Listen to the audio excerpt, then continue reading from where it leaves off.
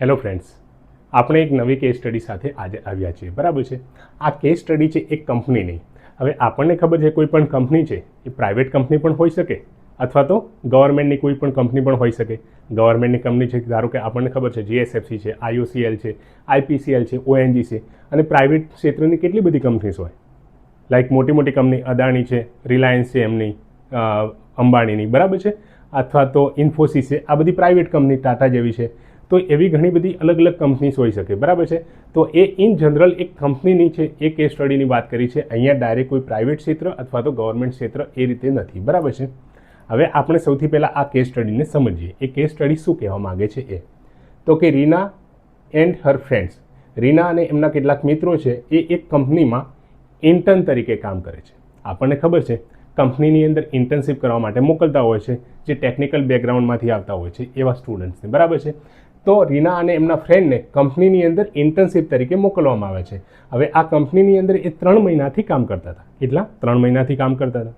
હવે કંપની છે ને એક રેપ્યુટેડ કંપની છે, એમની રેપ્યુટેશન સારી છે કે ભાઈ એ એમના એમ્પ્લોયનું પણ ખાસ ધ્યાન રાખે છે અને એ કોઈ એની અંદર કંપનીની જે પોલિસી છે એ બહુ સારી છે ઇન જનરલ પબ્લિક માટે પણ। એટલે રેપ્યુટેડ કંપની તો છે જ, લાઈક ટાટા છે એ કેવી રેપ્યુટેડ કંપની છે, તો એવી એક રેપ્યુટેડ કંપની છે અને એમાં ઇન્ટર્નશિપ તરીકે કામ કરે છે। હવે 3 મહિના એમના ઇન્ટર્નશિપ થઈ ગઈ, એના પછી રીના અને એના કેટલાક મિત્રોને એ કંપની જોબ માટે હાયર કરી લે છે। એમને ઓફર આપે છે કે તમે અહીંયા જોબ તરીકે લઈ લો, એટલે કે એમને પ્લેસમેન્ટ થઈ જાય છે। અને રીના આ રેપ્યુટેડ કંપની હોવાના લીધે એ અને એના કેટલાક ફ્રેન્ડ આ ઓફરને એક્સેપ્ટ પણ કરી લે છે, બરાબર છે।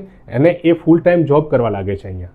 પણ આમાં હવે પરિસ્થિતિ શું થાય છે તો કે one of the VPs during internship, આ જ્યારે રીના ઇન્ટર્નશિપ કરતી હતી, જ્યારે 3 મહિના, આજે એમને ફૂલ ટાઈમ જોબ નહીં મળી એના પહેલાંની વાત છે, ફૂલ ટાઈમ જોબ હજુ નથી મળી એના પહેલાં જ્યારે 3 મહિના આ ઇન્ટર્નશિપ કરે છે એ વખતે વન ઓફ ધ વીપીસ એટલે ઘણા બધા કંપનીના વાઇસ પ્રેસિડેન્ટ છે, એ વાઇસ પ્રેસિડેન્ટમાંથી એક વાઇસ પ્રેસિડેન્ટ શું કરે છે તો એ રીનાને ટુ મચ અટેન્શન, બહુ વધારે એને અટેન્શન આપે છે, બહુ વધારે એને સામે એને એટેન્શન આપવાની કોશિશ કરે છે, બરાબર છે।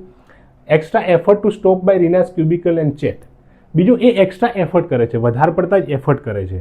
શાના માટે તો કે રીનાની પાસે બેસવાના, રીનાના રૂમની અંદર રહેવાના, રીનાની સાથે વાત કરવાના, ચેટ કરવાના, તો એના માટે બહુ વધારે પડતા એ પ્રયાસ કરે છે, એક્સ્ટ્રા એફર્ટ કરે છે।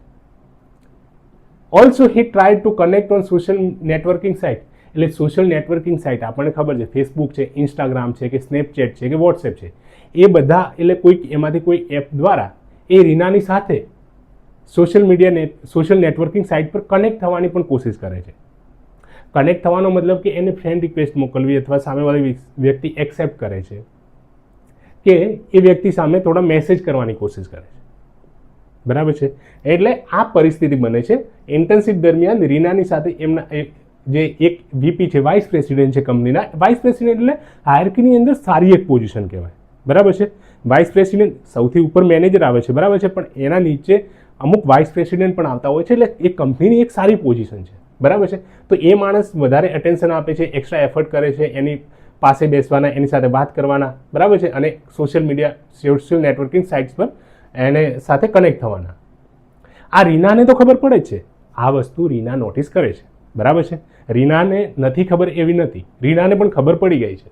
રીનાની સાથે કેટલાક કામ કરતા કોઈ ઇન્ટર્ન છે, સાથે મળતા જે સાથે સાથીદારો જે ઇન્ટર્નશિપ તરીકે કામ કરતા હતા, એમણે પણ આ વસ્તુ નોટિસ કરી અને એ આ વસ્તુ પર જ કે એક્સ્ટ્રા અટેન્શન જે આપે છે આ વાઇસ પ્રેસિડેન્ટ, તો એના માટે ઓફ હેન્ડ કોમેન્ટ ટુ રીનાને કેટલીક કોમેન્ટ પણ કરતા હતા, એના કોમેન્ટ એને કરવા લાગ્યા રીનાને કે જુઓ ને વાઇસ પ્રેસિડેન્ટ એમને કેટલું રીનાને એટેન્શન આપે છે, એનું તો કામ આસાન થઈ જતું હશે, વગેરે વગેરે। આપણને ખબર છે જ્યારે ફિમેલ છે, વુમેન છે, એ ઇઝી ટાર્ગેટ બની જતી હોય છે આવી કોઈ પણ કોમેન્ટનું, જ્યારે કોઈ વ્યક્તિ તમને બહુ વધારે એટેન્શન આપે છે ત્યારે, બરાબર છે। તો આ પરિસ્થિતિ અહીંયા હવે બની છે। હવે શું થયું છે, આ ઇન્ટર્નશિપ દરમિયાન આ આખી પરિસ્થિતિ થાય છે, એ આપણે સમજ્યા। ઇન્ટર્નશિપ દરમિયાન આખી આ પરિસ્થિતિ ઊભી થઈ છે। હવે તો એ રીના શું એ ફૂલ ટાઈમ જોબ મળી ગઈ છે, એ હવે ફૂલ ટાઈમ જોબ તરીકે એ હાયર કરી દેવામાં આવી છે, એટલે રીનાને હવે ડર લાગે છે કે કદાચ ભવિષ્યની અંદર એ જ વીપી, એ જ વાઇસ પ્રેસિડેન્ટ જે એમને એક્સ્ટ્રા અટેન્શન આપે છે, એમની અંદર કદાચ રીનાને શું કરવું પડે, કામ કરવું પડે। અને હાયરકીની અંદર પેલો માણસ ઉપર આવે છે વાઇસ પ્રેસિડેન્ટ, એટલે એને ના તો પાડી નહીં શકે કામ કરવાનું। હાયરકીની અંદર ઉપર આવે છે એટલે તમે તમારા બોસને કઈ રીતે ના પાડો, તો ના તો પાડી નહીં શકે, એટલે fearful to work on the vice president. તો હવે એને ડર લાગે છે કે એમની સાથે એને કઈ રીતે કામ કરવું, પણ હા, બીજી એક વસ્તુ એ પણ છે કે અહીંયા એક્સ્ટ્રા અટેન્શન આપે છે, એક્સ્ટ્રા એફર્ટ કરે છે, બરાબર છે, કે કનેક્ટ કરવાની કોશિશ કરે છે, પણ એમને કહ્યું છે ને not done or said anything explicitly inappropriate, એટલે એકદમ ઇનએપ્રોપ્રિએટ હોય, જે વ્યવહાર સારો ના હોય એને, એટલે દુર્વ્યવહાર જે કહીએ, તો એવો કોઈ દુર્વ્યવહાર નથી કર્યો રીનાની સાથે, કંઈ એવું કહ્યું નથી અથવા તો કંઈ એવું કર્યું નથી.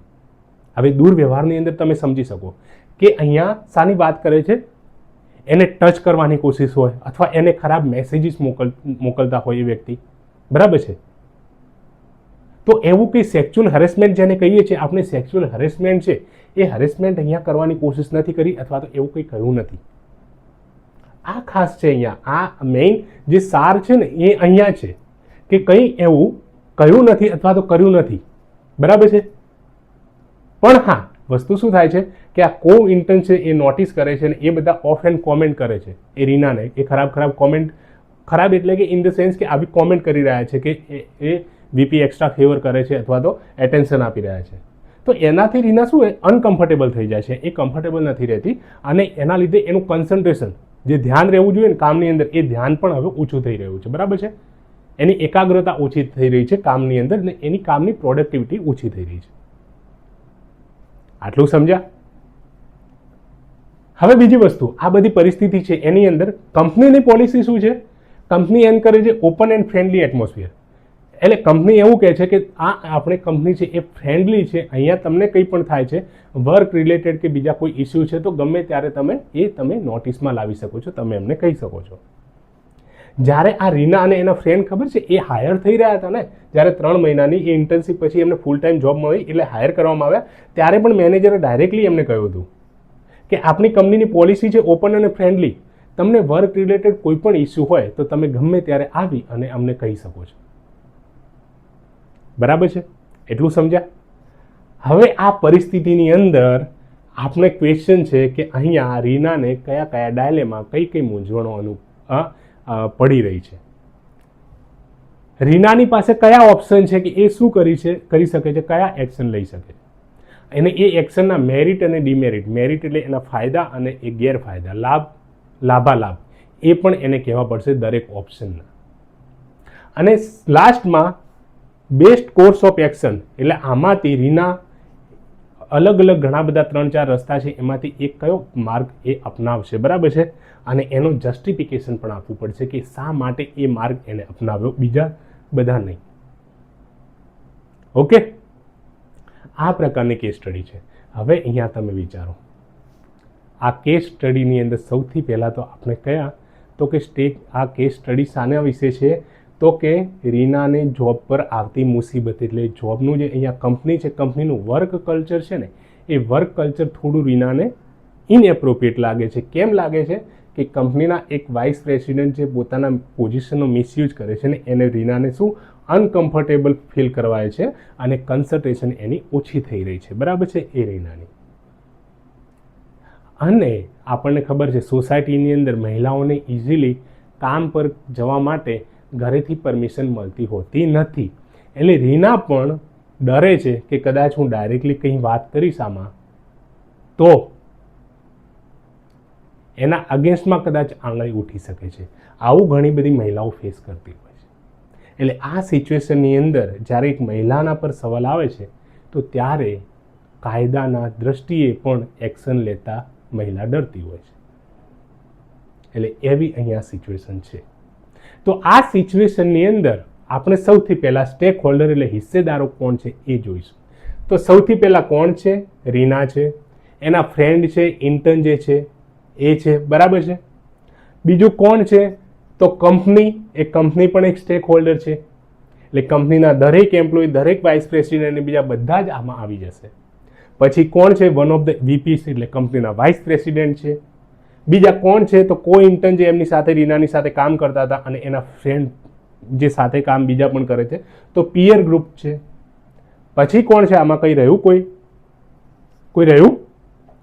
યસ, તમે સાચું વાંચો, મેનેજર. કંપનીના મેનેજરે પણ લાસ્ટમાં રીનાને કહ્યું હતું ને હાયર કરતી વખતે, બરાબર છે, તો મેનેજર પણ આવી ગયા. એટલે આપણે સ્ટેક હોલ્ડર, એ સ્ટેક હોલ્ડર જે હિસ્સેદારો છે કંપનીના એ આપણે અહીંયા સમજી લીધા, બરાબર છે. તો આટલા છે કે ફ્રેન્ડ છે, રીના છે, કંપની છે, મેનેજર છે, વાઇસ પ્રેસિડેન્ટ છે, પીઆર એટલે કોવર્કર, આટલા બધા છે આમાંથી. હવે આની અંદર ડાયલેમા એટલે મૂંઝવણો રીના પાસે કઈ રહેલી. રીનાને ડર લાગે છે આની અંદર આમાં શું કરશે, કારણ કે વીપીએ ડાયરેક્ટલી અહીંયા તો કશું નેગેટિવ કર્યું નથી, બરાબર છે, ડાયરેક્ટલી કર્યું નથી, કંઈ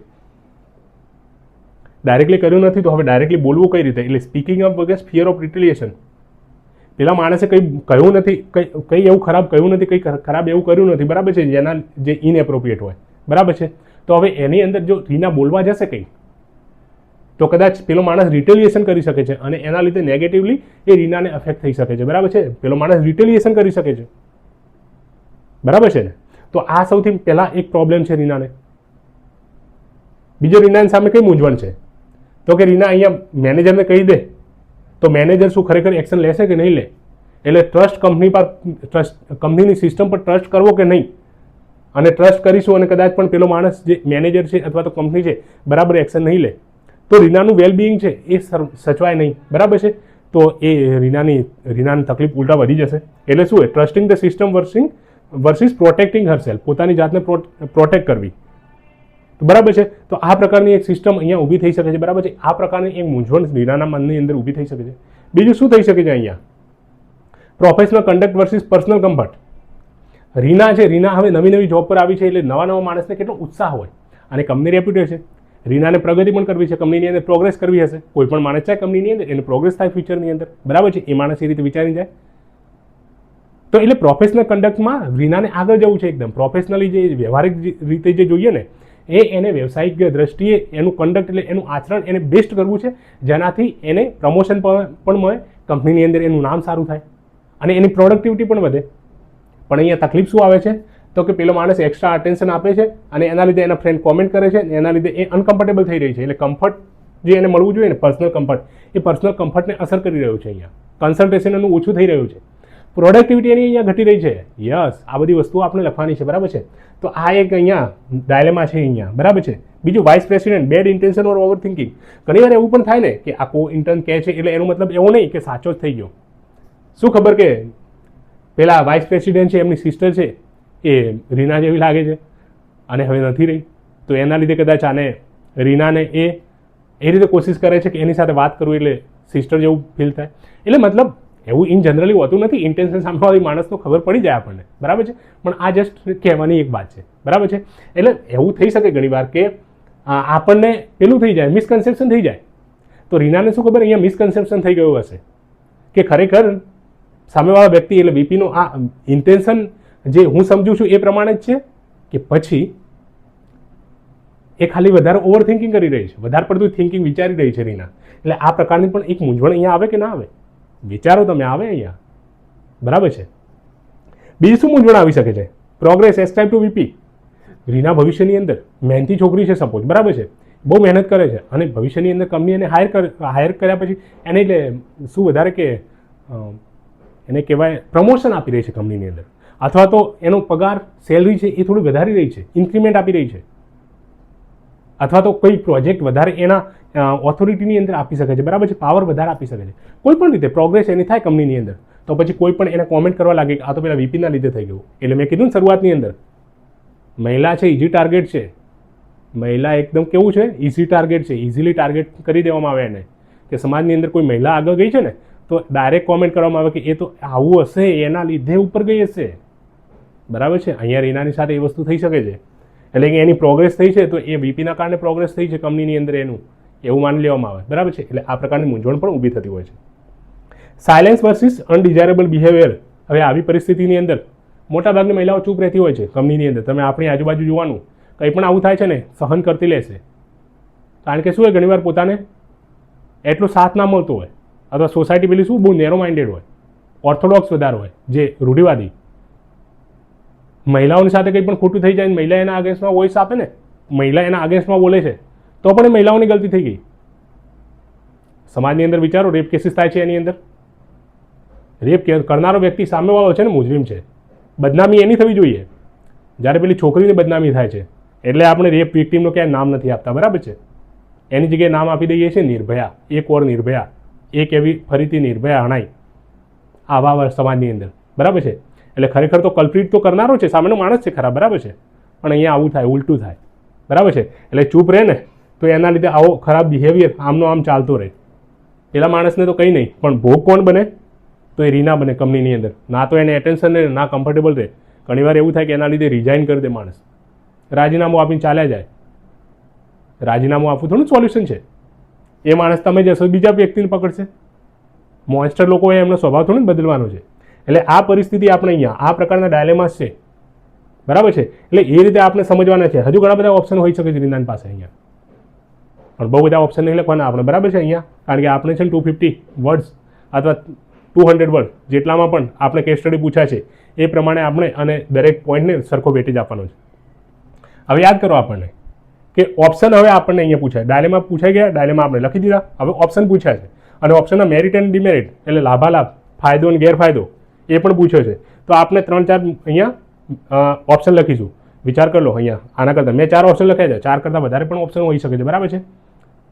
પણ બહુ વધારે ઓપ્શન નહીં લખવાના, જરૂરત શું છે? 3-4 ઓપ્શન લો, એમાંથી એક બેસ્ટ ઓપ્શન લખી દો અને બેસ્ટ ઓપ્શન શા માટે છે એનું જસ્ટિફાય કરી દો અહીંયા. બેસ્ટ, બરાબર છે. હવે અહીંયા પણ હા એક વસ્તુ છે, તમે 2-3 ઓપ્શન લખો છો, ઓછા ઓપ્શન લખો છો, તો અહીંયા પછી આ રીતે કરી એક બોક્સ બનાવીને મેરિટ ડિમેરિટ કરીને એક બે તમારે ફાયદા અને ગેરફાયદા લખવા પડે. પણ હવે તમારી પાસે જો અહીંયા ધારો કે 2 પોઈન્ટ 2 જ ઓપ્શન હોય ને એમાંથી એક મારે પસંદ કરવાનો છે, તો એક જે હોય ને એ તો એમાંથી બેસ્ટ કોર્સ ઓફ એક્શન હોવો જ જોઈએ. બીજી વસ્તુ સાહેબ 2 ના કરવાના, 3 તો આપણે લખી જ દેવાના. 4-5 તમે લખો છો તો મેરિટ ડિમેરિટ એક 2 લખી દેવાના. તમે 3 ઓપ્શન લખો છો અહીંયા તો મેરિટ એન્ડ ડિમેરિટ થોડા વધારે દેવાના, 3 કરી દેવાના, બરાબર છે. ભાઈ સાવ તમને કશું જ નથી મળતું, 2 જ લખો છો તો એની અંદર મેરિટ ડિમેરિટ 4 લખી દેવાના. એટલીસ્ટ આપણી જગ્યા પણ ભરાઈ રહે અને સામેવાળા વ્યક્તિને પણ લાગે કે હા ઠીક છે કંઈક તો લખ્યું છે, બરાબર છે. પણ ઓપ્શન અહીંયા વધારે આપણે આપવાના. આ સૌથી પહેલાં અહીંયા રીનાની પાસે કયા ઓપ્શન રહે? તો કે આપણે અહીંયા 4 લખ્યા છે, 4 કરતાં પણ વધારે થશે. તમે વિચારો, તમને ખબર જ હશે, મારા કરતાં વધારે તમે સ્માર્ટ છો. તો અહીંયા સૌથી પહેલાં શું હોઈ શકે ઓપ્શન? તો કે વેટ એન્ડ વોચ. રીનાએ શું કરવાનું? વેટ કરવાનું, વોચ કરવાનું, જોયા રાખવાની પરિસ્થિતિ અને ડોક્યુમેન્ટ એવરીથિંગ. દરેક પરિસ્થિતિ થાય છે એ દરેકને ડોક્યુમેન્ટ કરો કે ક્યારે પેલો માણસ એક્સ્ટ્રા અટેન્શન આપે છે, ક્યારે એના રીના ક્યુબિકલની એટલે એના રૂમની અંદર રહેવાની કોશિશ કરે છે, ક્યારે એની સાથે ચેટ કરવાની, એ ટાઈમ છે, પ્લેસ છે, બરાબર છે. વોટ એવર પર્સન કોઈ ઇન્ટરને કોમેન્ટ કરી તો એ પણ લખો. તમે સોશિયલ મીડિયા નેટવર્ક સાઇટ પર સામેવાળો વ્યક્તિ કોમેન્ટ કરે છે, તમે બહુ વધારે રિસ્પોન્સ ના આપશો અથવા નેગેટિવ કોઈ કોમેન્ટ આવે છે તો એ પણ ધ્યાનમાં રાખો. દરેક વસ્તુને તમે લખો. હવે આનાથી ફાયદો અને ગેરફાયદો આપણે લખવાનો. ફાયદો શું થશે અહીંયા વેટ એન્ડ વોચથી? તો વધારે સામેવાળા વ્યક્તિનો ઇન્ટેન્શન વધારે ક્લિયર આપણને સમજ આવશે. સામેવાળા વ્યક્તિનો ઇન્ટેન્શન વધારે ક્લિયર આપણને સમજ આવશે, બરાબર છે. અને ડાયરેક્ટ પેલા માણસની સાથે ડાયરેક્ટ વાઇસ પ્રેસિડેન્ટ સાથે આપણે લડવું નહીં પડે. ડિમેરિટ શું થાય અહીંયા? હવે વેટ એન્ડ વોચ કરીશું તો પરિસ્થિતિ વધારે વણસી જશે, એટલે વધારે બગડશે, વધારે એને અનકમ્ફર્ટેબલ ફીલ કરવું પડશે, વધારે એ સ્ટ્રેસફુલ સિચ્યુએશનમાં આવી શકે. રીનાને ટેન્શન વધી જાય, એનું કન્સન્ટ્રેશન કામ પર રહે નહીં, પ્રોડક્ટિવિટી ઘટે, બરાબર છે. અને ક્રાઇસિસ ઓફ કન્સાયન્સ એટલે કામ કરે છે એની અંદર ઇન્ટરેસ્ટ ના રહે અને ક્રાઇસિસ ઓફ કન્સાયન્સ થાય અને અંદરથી એ ખુશ ના રહે, બરાબર છે. એને લાગે કે એ ખોટું કરી રહી છે, એને એક્શન લેવા જોતા પણ એ નહીં લઈ રહી, એટલે આવી પરિસ્થિતિ થઈ શકે છે, બરાબર છે. તો wait and watch, document everything. હવે બીજો પોઈન્ટ છે કે સ્પીક ટુ વીપી ડાયરેક્ટલી. મોટાભાગના લોકો આ જ કરી દે, એ ભાઈ તું આ કરે છે ને ખોટું છે, બરાબર છે, આ નહીં ચાલે, તું બંધ કરતા રહું, આવું કહી દેતા હોય ને. મોટાભાગના લોકો આ જ કરતા હોય છે, ઓપ્શન લેતા હોય છે. અને કદાચ આ પણ એક એપ્રોપ્રિએટ ઓપ્શન છે, પણ આમાંથી પણ હજુ બેસ્ટ ઓપ્શન આપણે કાઢીશું. એ કયો ઓપ્શન છે આપણે આગળ લઈએ તો કે સ્પીક ટુ વીપી ડાયરેક્ટલી. આ વાઇસ પ્રેસિડેન્ટ છે, વધારે એક્સ્ટ્રા અટેન્શન આપે છે, એક્સ્ટ્રા એફર્ટ કરી રહ્યા છે, એમને ડાયરેક્ટલી જઈને કહી દો. પણ આનાથી પ્રોબ્લેમ થઈ શકે છે. મેરિટ અને ડિમેરિટ લખવાના છે. મેરિટ તો શું કે ડાયરેક્ટલી સામેવાળાનું ઇન્ટેન્શન આપણને ખબર પડી ગયો, પરિસ્થિતિ ડાયરેક્ટ સોલ્વ થઈ ગઈ, બરાબર છે. ક્રાઇસિસ ઓફ કન્સાયન્સ આપણો રિઝોલ્વ થઈ ગયો, પણ હવે નેગેટિવ થઈ શકે છે. પેલા માણસનો ઇન્ટેન્શન જ ખરાબ નહોતો, આપણે એને કહી દીધું ડાયરેક્ટલી, તો પેલો બીજો એક લાફો મારી શકે છે, બરાબર છે. એટલે શું થઈ શકે છે? ત્યાં પેલો માણસ રિટેલિએશન કરી શકે છે. ઉલટું શું કહી શકે છે કે રીનાની નજર મારા પર ખરાબ હતી, અથવા તો એને ડિસ્ક્રેડિટ કરવાની કોશિશ કરે છે, નોકરીમાંથી નીકાળી દે. ઉલટું અગેન્સ્ટ એના અગેન્સ્ટમાં કેસ જઈ શકે છે. અને આની અંદર જે રીના છે, રીનાની પાસે બોલવાની સ્કિલ પણ ડાયરેક્ટલી હોવી જોઈએ. હવે ત્યાં જઈને પેલા વીપીને ડાયરેક્ટલી આમ કરીને ચૂપ ઉભા રહે, તમે આવું ના કરશો, હા આમ ના ચાલે. એના માટે કડક થઈને કહેવું પડે, બરાબર છે. એટલે કમ્યુનિકેશન સ્કિલ સારી હોવી જોઈએ. તો ડાયરેક્ટ તમે જઈને ત્યાં સામેવાળા વ્યક્તિને તમારો ઇન્ટેન્શન ખબર પડી જવી જોઈએ કે અહીંયા નહીં ચાલે, બરાબર છે. તો આ પ્રકારની પરિસ્થિતિ, એટલે આની અંદર આ પ્રકારના મેરિટ એન્ડ ડિમેરિટ હોઈ શકે છે, બરાબર છે. હવે ટોક ટુ મેનેજર. મેનેજરની વાત કરો. મેનેજરની વાત શા માટે કરવી જોઈએ? કંપનીની પોલિસી એ છે, કંપની શરૂઆતમાં જ કહી દીધું હાયર કરતી વખતે કે આપણે અહીંયા ઓપન એન્ડ ફ્રેન્ડલી એટમોસ્ફિયર છે, તમને કંઈ પણ થાય છે તો તમારે અહીંયા આવી જવાનું. કોઈ પણ વર્ક રિલેટેડ ઇસ્યુ છે, કામ રિલેટેડ ઇસ્યુ છે, વર્ક કલ્ચરમાં પ્રોબ્લેમ છે, તમને કોઈ અસર કરી રહ્યું છે તો તમે ડાયરેક્ટ અમારી પાસે આવો. બરાબર છે? એટલે આનો ફાયદો શું થશે તો કે તમારે ડાયરેક્ટલી વીપીના કોન્ટેક્ટમાં નહીં આવવું પડે, એની સાથે ડાયરેક્ટ તમારે કન્ફ્રન્ટેશન નહીં થાય. અહીંયા તમે આ મેનેજર છે, મેનેજર વચ્ચે મીડિયેશન કરી શકે છે. મેનેજરને એવું પણ હોઈ શકે પહેલાં તમારી જગ્યાએ કોઈ બીજા વ્યક્તિને પણ આવો કોઈ અનુભવ થયો હોય ને એ વખતે આ મેનેજર એમને અનુભવ હોય કે એવી પરિસ્થિતિને કઈ રીતે સોલ્વ કરવી. બરાબર છે? કારણ કે પેલા માણસે ડાયરેક્ટ લઈ કંઈ ઇનએપ્રોપ્રિએટ નથી કર્યું. બરાબર છે? એટલે આ પ્રોપર સેક્સ્યુઅલ હેરેસમેન્ટનો કેસ નથી. બરાબર છે? જાતીય સતામણીનો કેસ આ નથી. બરાબર છે?